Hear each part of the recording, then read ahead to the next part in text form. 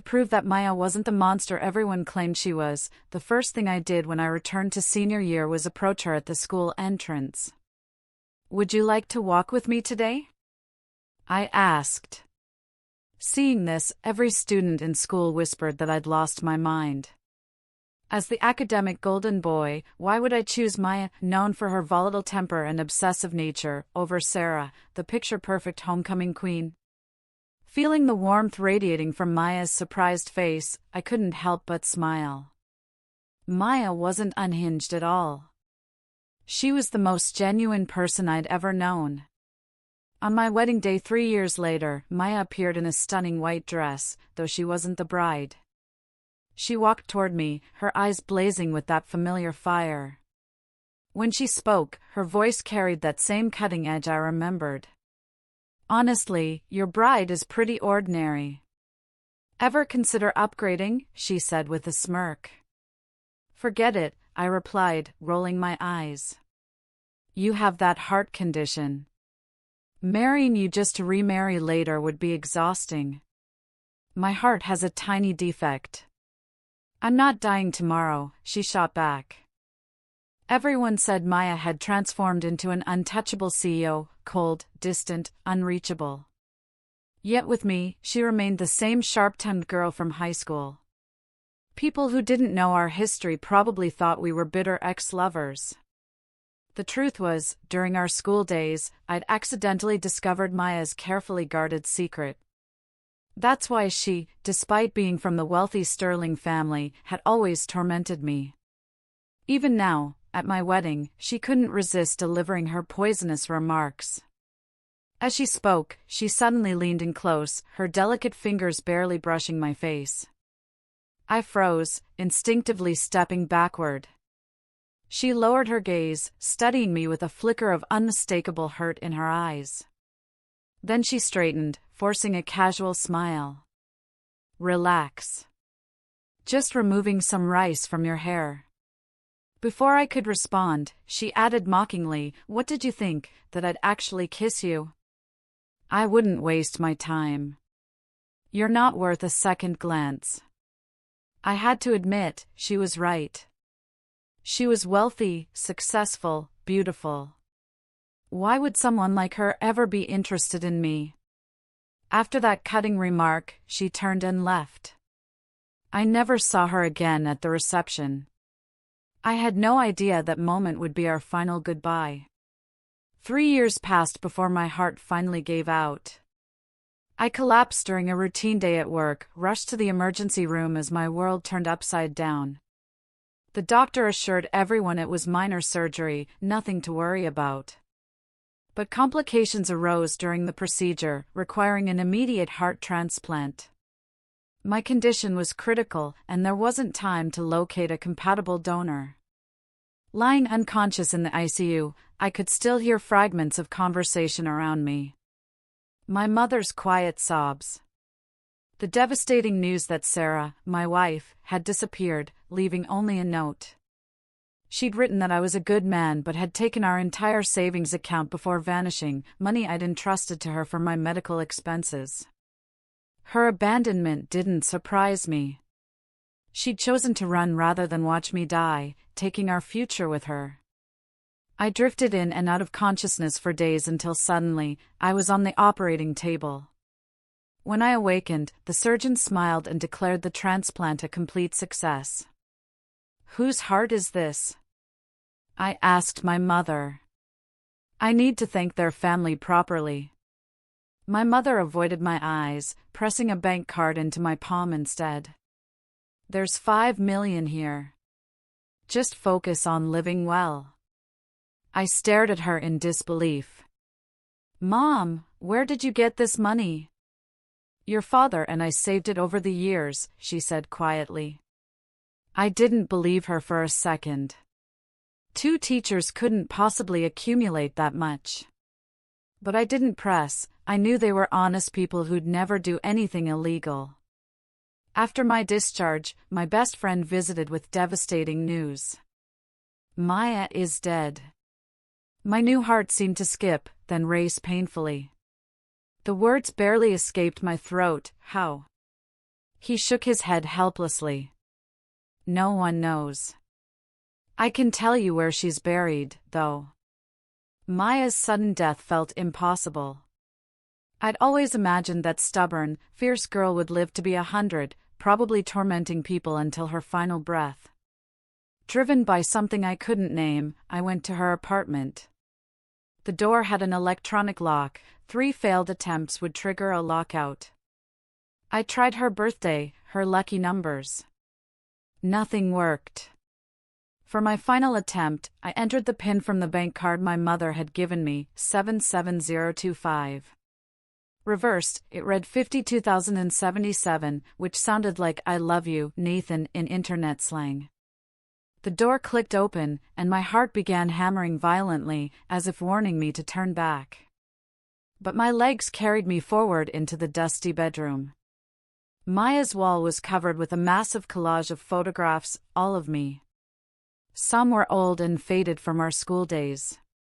Others were recent, taken during the years we'd been apart. There was even one of me in my wedding suit. I picked up a photo, discovering writing on the back. Every single picture had a message.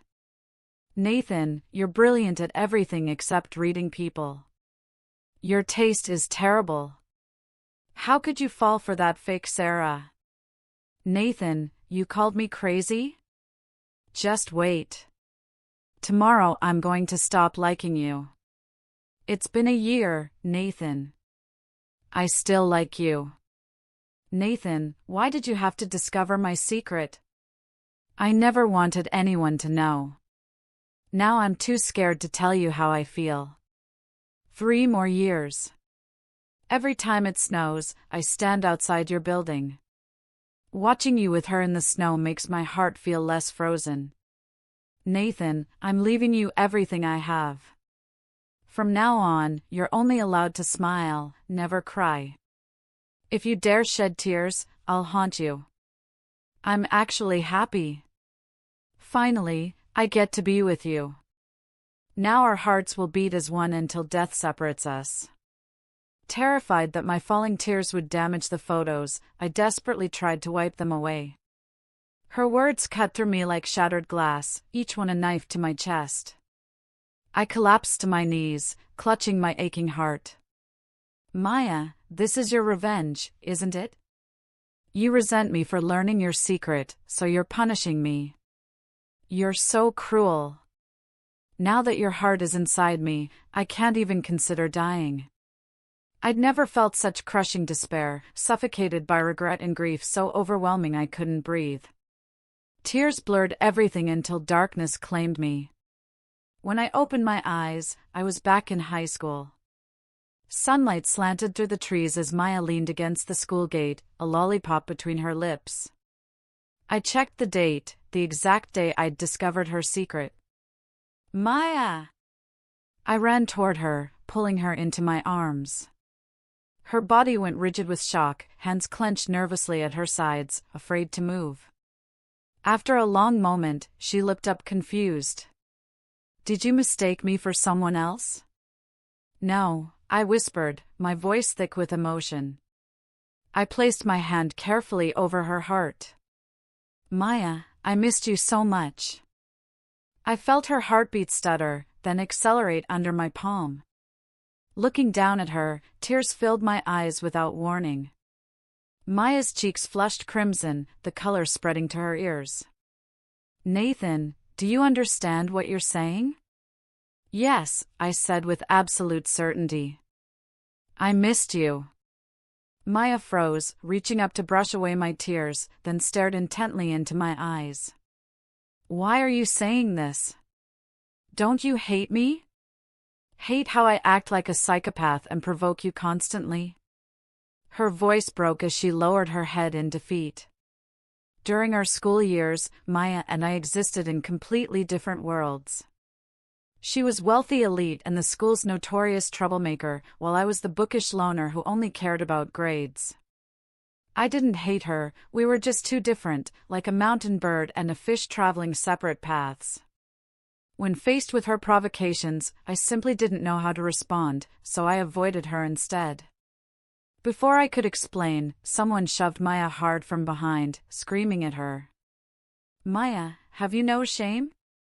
Trying to steal someone I like? Students gathered, sensing drama. The newcomer was Sarah. While others feared Maya, Sarah didn't. She knew I liked her and was confident Maya wouldn't dare touch her. Sarah grabbed my hand possessively. Nathan, want to grab dinner later? I jerked my hand away and steadied Maya, who'd nearly fallen. I looked at Sarah with disgust. Are you insane? Sarah's mouth fell open as she stared at my protective gesture toward Maya. Nathan, is this psycho threatening you? Don't be afraid. Just because she's a bully doesn't mean she owns the school. I'll report her to the teachers. Rage surged through me. Would someone who threatened me secretly protect me in the shadows? Would someone who threatened me give me their heart when I was dying? Meanwhile, Sarah had stolen my medical funds and abandoned me. Thinking of this, I pointed at Sarah, my finger trembling with fury. If you're blind, go see a doctor. Don't loiter around us. Who said Maya threatened me? Sarah went pale, glancing between Maya and me. Nathan, are you really defending this psychopath? I snapped back irritably. Did you forget to brush your teeth? Your mouth reeks. Calling people psychopaths left and right, where are your manners? Sarah was furious. What spell did she cast on you? Please don't tell me you actually like her. Yes, I like her, I declared, taking Maya's hand. She didn't cast any spell. I willingly like her. The watching students erupted in shocked whispers. Is Nathan insane? Giving up perfect Sarah for the crazy Maya? But one student interrupted, grades aren't everything. Maya might be intense sometimes, but she's definitely more beautiful than Sarah. Remember in PE when Kevin almost got hit by a ball? Sarah was right there but just walked away. Maya rushed over and blocked it, saving Kevin. I think Nathan and Maya are actually perfect together. Hearing the student discussions, Sarah grew livid. Nathan, we're supposed to be a couple. What's wrong with you? I cut her off. Who's a couple with you? That's all in your head. In high school, Sarah and I never actually dated. Classmates just shipped us as the perfect academic couple, and over time, everyone assumed we were together. People even said we were a beautiful example of first love leading to marriage. Looking back now, it was nauseating. Sarah gritted her teeth in anger. You'll regret being with a psycho like her. I smiled. Don't worry, I definitely won't regret it. You're the real psycho here, an immoral, characterless one. My words hit Sarah's weak spot. She lunged forward in rage and shame, grabbing my arm. Seeing Sarah touch me, Maya's expression turned deadly. She darted forward, seized Sarah's wrist, and twisted it sharply backward. The sound of dislocating bone echoed through the courtyard. Sarah released my hand, screaming in pain. It hurts.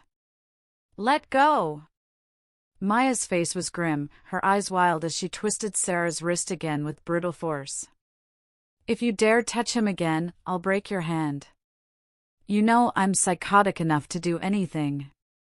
Sarah, sweating from terror, nodded desperately. I won't. I won't dare. The moment Maya released her, Sarah fled with tears streaming down her face. Maya turned to me with an unreadable expression, then walked away without a word. I checked the time. 3 hours remained until I was supposed to discover Maya's secret. I had to prevent it. I hurried after her. Maya, I need to tell you something. Maya ignored me.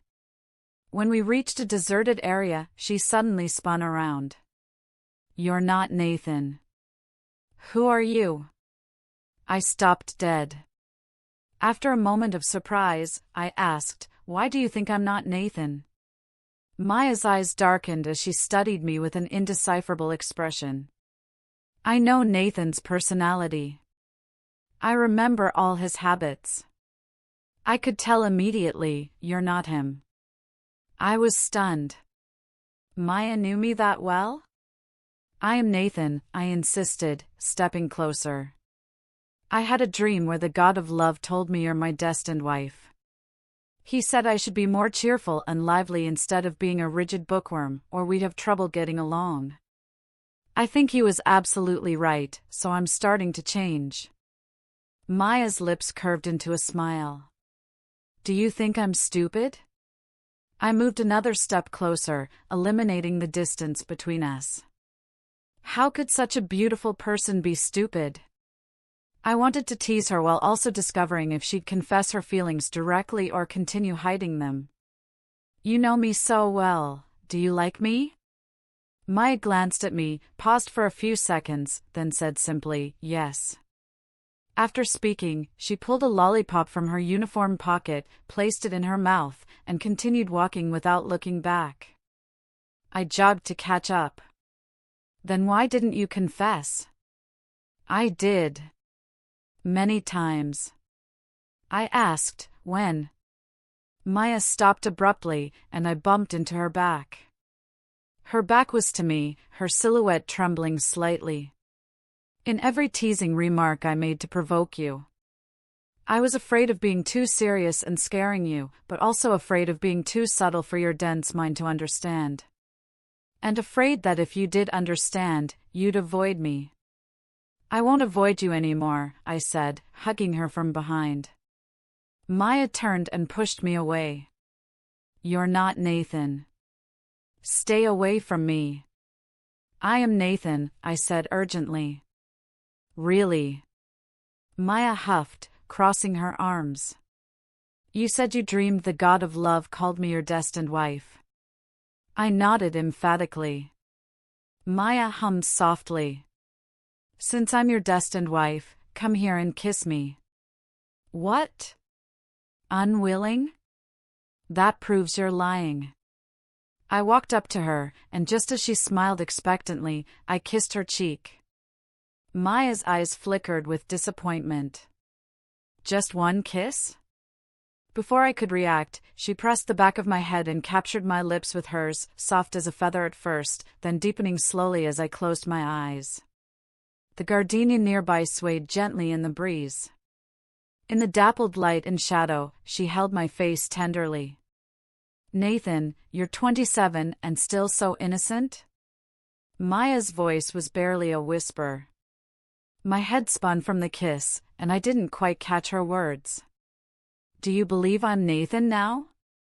She chuckled, pinched my cheek, and turned to leave, tossing casually over her shoulder, not sure. Needs further investigation. I felt thoroughly played. Glancing at the time, I hurried after Maya, grabbing her arm. Can I take you somewhere fun? Or treat you to dinner? Or gaming all night, my treat? Maya turned, looking me over meaningfully. You've been following me and stopping me all day. What are you trying to accomplish? I suddenly stammered, caught off guard. I have things to do. Stop following me. Maya glared at me fiercely. If you follow me again, I'll kiss you to death. I covered my mouth, rooted to the spot. After a few steps, Maya suddenly turned back, her expression becoming exceptionally serious. After a moment of contemplation, her tone softened slightly. Nathan, stop following me. And don't go past Giovanni's restaurant. I smiled and replied, okay. She turned toward the restaurant. I immediately ran desperately in another direction that also led there. I wasn't afraid of her discovering I'd stumbled upon her secret and distancing herself from shame. I was afraid of her getting hurt. Since I couldn't prevent it this time, I would face it with her. The day I'd discovered her secret originally, I was buying study materials and passed by Giovanni's upscale restaurant. Through the window, I saw Maya's face being brutally pressed against the wall by her father, already scraped and bleeding. "You little bastard, still dare to glare at me? I don't even know if you're my kid. Your mother was just a cheap club hostess. If the old woman hadn't insisted on keeping you, you think you could have entered the Sterling family?" The vicious middle-aged man, seeing Maya didn't respond, picked up a brick and violently struck her head. Blood dripped from her forehead, staining her school uniform. "If you dare mention that woman's name again, I'll kill you." He grabbed Maya's hair, the sound of slaps echoing. Maya was beaten black and blue, her forehead bleeding, her mouth bruised, but she didn't make a sound, as if accustomed to his abuse. No one dared intervene. I only heard the driver and housekeeper sighing nearby. This child has such a hard life. Her mother was a hostess. Her father won't acknowledge her, sees her as a disgrace. Living cautiously in the Sterling family, often beaten until she bleeds. What a tragedy! I was shocked. I'd always thought Maya was a carefree rich girl, never imagining she came from such a suffocating family. Terrified by the abuse, I called the police, but the driver stopped me. Calling police is useless. This is a family matter, and the Sterling family's influence isn't something you can afford to offend. Kid, mind your own business. When our eyes met, Maya's vibrant face turned deathly pale. Shock, panic, helplessness, various emotions flashed through her eyes. Her lashes trembled as she hurriedly avoided my gaze. I didn't understand Maya's thoughts then. She didn't want the person she liked seeing her in such a wretched, helpless state. Anyone could witness it, but not me. I just wanted to help a classmate, so I mustered courage and threatened the man. "I've called the police. If you don't let her go, you'll be in jail." The man glared at me ferociously. "Do you know who I am? I could have you killed." I sneered. "Even if you're royalty, assault is still assault. You'll be locked up." He raised his fist toward me, but the housekeeper rushed over. "Sir, the company's going public soon. Don't cause trouble." Reluctantly, he lowered his fist. Before leaving, he spat disgustingly on my shoe. "Kid, just wait." After he left, I tried taking Maya to the hospital, but she violently shook off my hand. She wretchedly wiped blood from her face, slowly turned, her voice like ice, "Get lost." I wasn't angry, her temper was always unpredictable. As I was about to leave, a provocatively dressed woman walked toward us arm in arm with a middle-aged man. If witnessing Maya's abuse made her angry, the next scene completely shattered her world. The woman walked straight to Maya. "This is your stepfather. He lost money gambling. You're a Sterling heiress, give me money." Maya's eyes turned bloodshot. "I don't have money." "No money?" The woman patted Maya's face mockingly. "You're a Sterling and you don't have money? Did I birth you for nothing? If I hadn't desperately seduced Mr. Sterling when I was a club hostess, would you exist? Could you enter the Sterling family as a young lady?" When the woman mentioned being a hostess, Maya looked at me nervously. Seeing I was still there, she gritted her teeth and roared, "Enough. Stop talking." Maya didn't know I'd already learned about her mother when her father was beating her. Seeing Maya wouldn't give money, the woman threatened, "If you don't give me 100,000 within a week, I'll tell Mr. Sterling you're not his biological daughter, and you'll be thrown onto the streets." The woman left with her companion without looking back. Maya hadn't shed a tear even when beaten bloody by her father. But now her eyes filled with tears as she stared at the woman's departing figure. "If you won't treat me well, why did you give birth to me?" She stood on that street as dusk fell, her spine momentarily bending. The sky darkened until night swallowed her completely. When she turned, I had already left. I knew she didn't want me witnessing her pain. The next day, Maya came to school as if nothing happened, not dejected or down, her temper as fierce as ever. What was different was her increased hostility toward me. I knew she blamed me for discovering her secret. The suffocating family, abusive father, hostess mother, all the unbearable truths she wanted hidden, I had witnessed. Our already distant relationship grew even further apart. But this time, knowing the whole truth, I wouldn't let her face these hardships alone.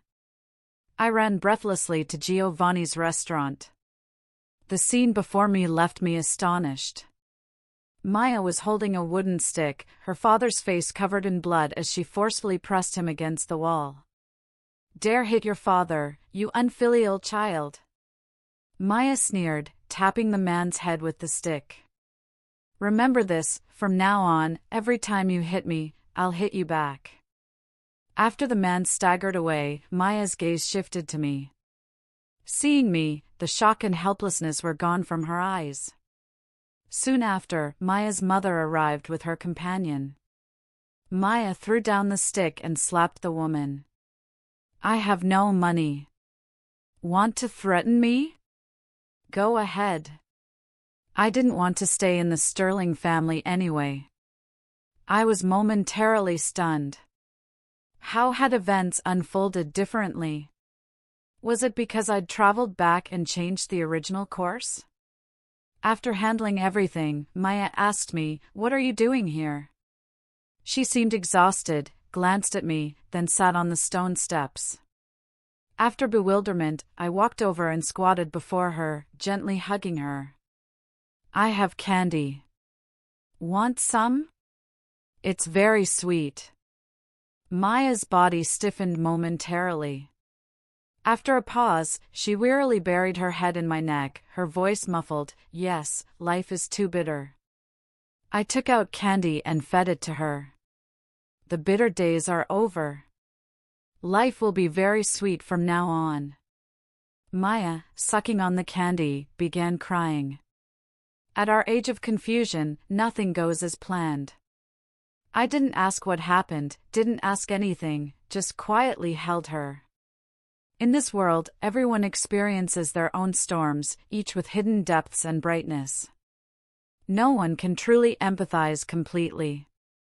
She had suffered too much. I absolutely couldn't reopen her wounds. If she ever wanted to confide about her family's pain, I would hold her just like now, gently embrace her, feed her another candy, and tell her the bitter days were over. Soon, the sky darkened completely, as heavy and black as that other day. Maya silently leaned into my neck. After a very long time, she finally stood. Before leaving, I looked back at that oppressive, dark street. A streetlight suddenly illuminated nearby, and the girl's slender figure stood by the lamppost. When she looked at me, her lifeless eyes flickered with faint light. She curved her eyes and smiled. "Nathan, see you tomorrow." I felt momentarily dazed. Maya seemed different, stronger. "Nathan, wake up. Time for school, you'll be late." I rolled over, mumbling, "Don't call me." "Nathan, stop sleeping. Get up." "I don't want to wake up." "Don't call me." My blanket was suddenly yanked off. "Get up quickly. Don't call me." I opened my eyes and roared. "I said I don't want to wake up. Don't you understand?" My mom stood by my bed, suddenly stunned. She asked in astonishment, "Nathan, what's wrong? Why are you so irritable about me waking you for school?" I was dazed momentarily. My chest felt inexplicably tight, unable to breathe. Why was I so agitated? "Sorry, Mom. I'll get up now." At school, while going upstairs, I saw Kevin from Class 5 blocking Maya at the staircase. "I'll help you study. Getting into college will be no problem," Kevin said. Maya stood on the stairs, her pretty face freezing momentarily.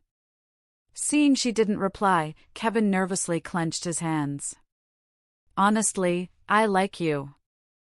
I want you to succeed. He flustered, explaining, it's not because you blocked that ball for me yesterday that I started liking you. Remember the first day of school? The sun was bright. You were late for flag ceremony and suddenly ran past me. Just as I looked up, you turned and smiled at me. Seeing your smile, I was lost in thought for ages. Maya, I've liked you since that moment. It wasn't sudden, I've liked you for a long time. Everyone knew Kevin liked Maya. His affection was passionate and open. I vaguely remembered during lunch break, passing the corridor where Kevin walked with friends. Kevin stared affectionately at Maya sleeping with her head on the desk. His friend complained, "What do you like about Maya? Besides being pretty, she has no other good qualities. Her temper is terrible." Kevin just smiled nonchalantly, looking at Maya even more happily. No reason. I asked my heart, and it said it couldn't help it. I pushed aside memories and looked up at Maya. She stood on the stairs, her face beautiful and delicate. A gentle breeze rustled the fine hairs on her forehead, revealing her fair, jade-like neck. She usually had a cold expression, but when she smiled, spring arrived, charming and unrestrained, impossible to ignore. Maya had always been dazzling. She deserved to be liked by someone outstanding. I have a boyfriend, Maya pointed at me. Kevin turned in surprise, unable to believe Maya had a boyfriend. He'd never heard of her liking anyone. Are you really her boyfriend? I nodded. Yes, I pursued her. We just got together yesterday. Her temper isn't great, maybe find someone else to like. As for tutoring, I can help her. Kevin lowered his head disappointedly. Okay, I won't bother her anymore. I knew she'd reject me. I just didn't want my youth to have regrets. After he left, Maya said faintly, "Thanks." I frowned. What do you mean? Using me as a shield? Maya approached me. What? Don't tell me you actually like me? Silence hung for a few seconds. I looked at her seriously. There's no question about that. Her figure paused slightly. Aren't you afraid of my bad temper? As she spoke, she suddenly brought her face close to mine, smiling seductively. How about this? Kiss me once, and I'll be obedient from now on. Tell me to go east, and I absolutely won't go west. Before she finished speaking, I kissed her, shutting her up. She froze, face instantly blushing. I shook my head, grabbed her arm, and walked toward the classroom. Come on, study time. I was exasperated with her, so unskilled yet fond of flirting. In the classroom, I swapped seats to sit beside Maya. I opened a textbook to tutor her, then remembered that originally, because she'd left her family, she didn't attend college but chose to work and later went into business. I closed the textbook and comforted Maya. There are countless paths to success. Just be yourself. Maya ignored me and took out a test paper to work on. I rubbed my eyes, then poked Amy in front. Look, she's doing problems. Amy slapped herself. I shouldn't stay up gaming all night. I'm hallucinating. Amy took off her jacket and draped it over Maya's head. Maya, go to sleep. Maya snatched the jacket off and threw it at Amy, glaring angrily. Don't be angry, I stood and pulled the curtains. There, better for sleeping. Amy gave thumbs up. Top student, always so considerate. Maya tapped her fingers on the desk. Can you two be quiet? Don't disturb my studying. Amy and I said in unison, You're studying? Right, sure. I really wasn't being sarcastic, I was genuinely surprised. I thought Maya was just whimsical, but she actually studied seriously. It wasn't temporary passion. In following days, she worked extremely hard, moved out of the Sterling house, rented a small apartment, studied desperately, and worked part-time jobs frantically to save college tuition. Maya had strong self-esteem and refused my money. Wanting to help, I secretly went to tidy her room and cook, hoping she could relax after hard days. Just as I finished, I heard her and Amy's voices, so I subconsciously slipped out the back door and hid. Amy saw the table full of food and excitedly called, "Maya, you've got a secret helper." They sat down and picked up chopsticks. I eagerly peeked through the window, wondering if the food suited Maya's taste. Ugh. Amy and Maya bent over, retching violently. Amy wiped her face, indignantly cursing. Who cooked this disaster? It's absolutely terrible. Maya, have you offended someone recently? Maya thought momentarily. No. Don't waste food, it's not easy earning money now. Maya picked up meat and put it in her mouth. Ugh. She rinsed her mouth. Forget it. Let's eat out. Maya, change this crappy lock. You can pull it open easily. Don't know which malicious person came to cook and nearly poison you to death. Change the lock, don't let them in. Okay. Seeing them leave, I tasted the food with chopsticks. Was it that bad? They were exaggerating. Damn, it really was awful. I gave up cooking and thought of another way. I carried a large bag out. My mom called, "Where are you going?" I have something to do. I just stepped out when my dad asked Mom, "Honey, have we been robbed recently?" Things disappearing mysteriously, half the cooked food always gone. Cold dishes and pickles from the fridge also vanishing. Feels like the house is being emptied. My mom rolled her eyes. Your son's been carrying big bags out daily, and you're just noticing now. I put food in Maya's fridge so she could heat it herself. I also brought toilet paper, laundry detergent, toothbrushes, shower gel, and other necessities so Maya wouldn't spend money on them.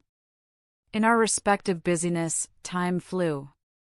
Cicadas chirped incessantly in summer, and before we knew it, we were seniors facing college entrance exams.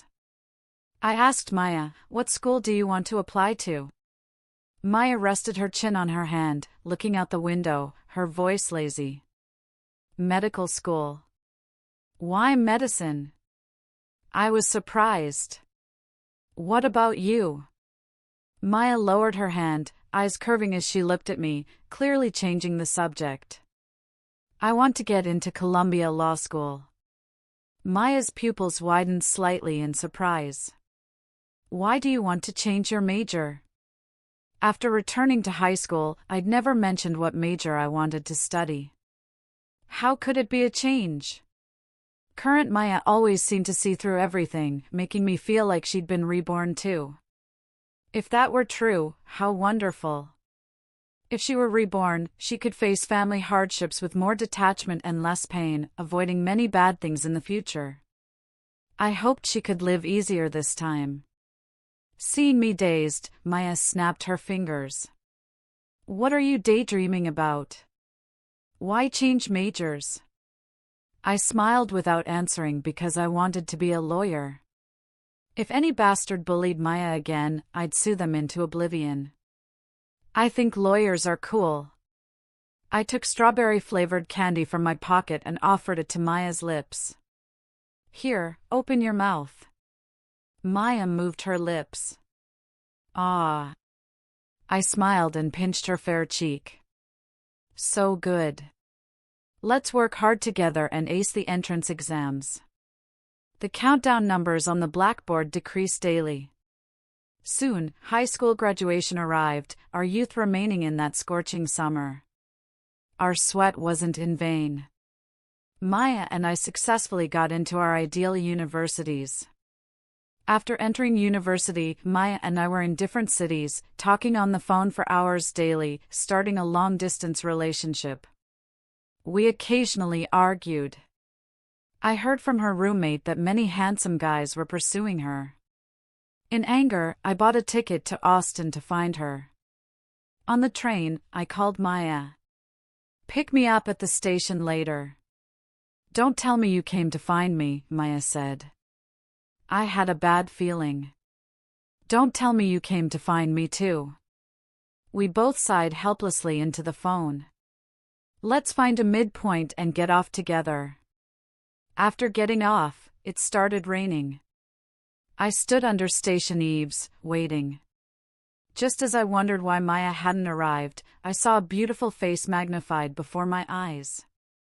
Maya smiled sweetly, leaning closer until our noses touched. The next second, she kissed me. "Stop being angry, okay?" she cooed, resting her arm on my shoulder. I took a bus and ran over as soon as I got off. I was very angry. "Why didn't you take a taxi? Stop trying to save money and making yourself suffer." I tenderly touched her sweat-dampened face. "Are you tired from running?" "Not tired at all seeing you." We both smiled foolishly. As darkness fell, we held hands affectionately, looking for accommodation. At the hotel, we looked at each other. I'd booked a room with 2 beds.